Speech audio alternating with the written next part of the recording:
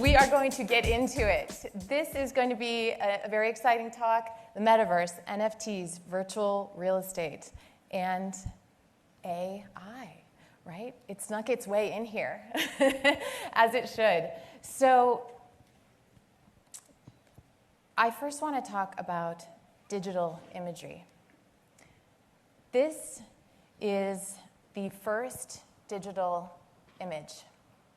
It was scanned in 1957 by Russell Kirsch, who was working on the world's first programmable computer. That was 65 years ago.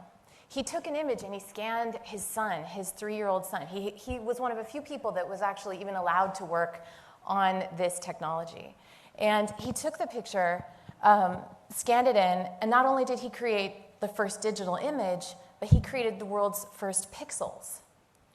So you think about from where this image started and where digital imagery has gone, you would have had to have been reading science fiction at the time to have imagined what could be possible with this.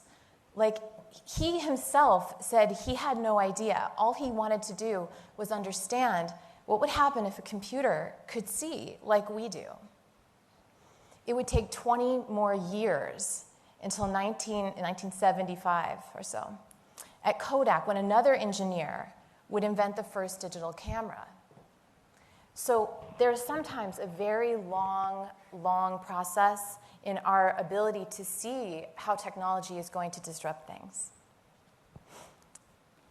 And this image, this was this year, right? The Webb telescope, the James Webb telescope. Have you guys seen this image? I had to put it up here because I was like, it's going to be so beautiful up on this huge stage. And this image is something that, again, like, was unimaginable. You know, we've been able to see the stars for a very, very long time. Astronomers for hundreds of years have looked into the sky and thought, well, what's there? But now with digital imagery, we're able to look at it and see it in a different way. So we are on this trajectory of media and all of the things that we create being sort of built on digital technology and digital imagery. So, but back here, like in our everyday worlds as real estate photographers, right, we're creating media, and it's beautiful. Like, here's this Twilight photo that I did this summer in Berkeley. And I was taking the shot, I was excited about it, but after I took it, what happens to this photo? Like, is it just going to be on my Dropbox for the next 15 years? You know, what's going to happen to it? What could happen to it besides maybe licensing it or some of these things? You know, it's a JPEG. Everything else that we feel when we look at an image is really like our interpretation of what that image means. But the file, the digital file, means that actually it could be more, right? So what could we do with these images? Maybe what we could do, just thinking outside the box, is we could mint an NFT, right? We could make another iteration on that image. We could make something new, and we could put that into a virtual gallery. And so this is the image. We're going to see this image throughout the talk, because I want you guys to think about, just imagine one concept, and let's see how this plays out. Or maybe, maybe we want to have a digital leave behind, something totally interesting and novel and exciting.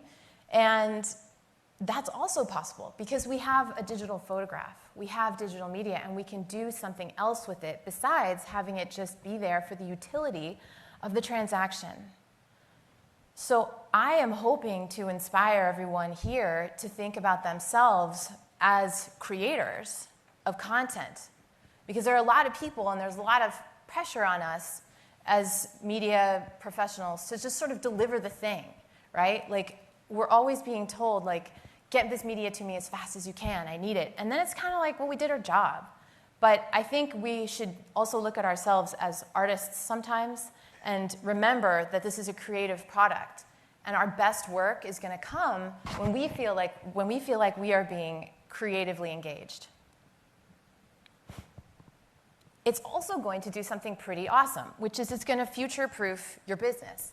I talked about this last year. I did a deck for the PMRE conference, and I was talking about like what are the things that are going to be able to help us stay at the top of our knowledge game, right? Because things are changing so fast, and so I'm a big advocate for looking towards the future, not to be like scared by it or not to be intimidated by it, but to try and see like what can I do to future-proof my business.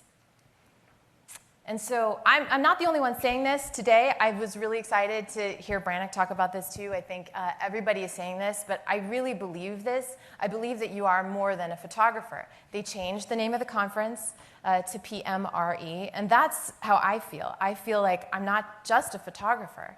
And it goes beyond running a business. It goes beyond just being the person that's like trying to figure out how to get things to the client on time. It's about, again, being creatively engaged.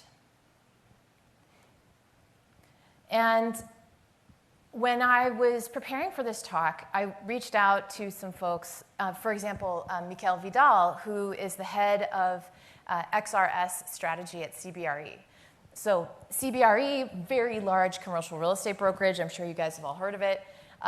His job is to basically innovate within CBRE and figure out how new technology is going to help them or be an opportunity for them. And his advice to everybody in this room was, think big, start small, and be an intrapreneur. I love that because what Mikel is saying is like, there's going to be a lot of innovations coming out in the world, and people are going to want you to try new things. I saw, again, from Brannick's stuff earlier, I thought it was so cool, just piggybacking on that, because he was saying, look, there are these, these companies are going to all try and figure out how to differentiate. They're bringing media in-house. But I would say, okay, that's great. They're going to be innovating and telling you what you can do, but I think it's actually very interesting to think about what you might come up with. Because I truly believe that everybody in this audience, like you are in a position to actually change the industry. You're all leaders, you're all advocates for the media that gets created with your clients and the things that you create. So that's why I'm like, yes, be an entrepreneur. Take this as your own inspiration to try to do something new within the company. Even if you're a solo photographer, I think there's value in that. But first, this is the title of the talk is, of course, the Metaverse and many other technologies. But I want to dispel some myths about what the Metaverse is, because it is literally at peak hype right now.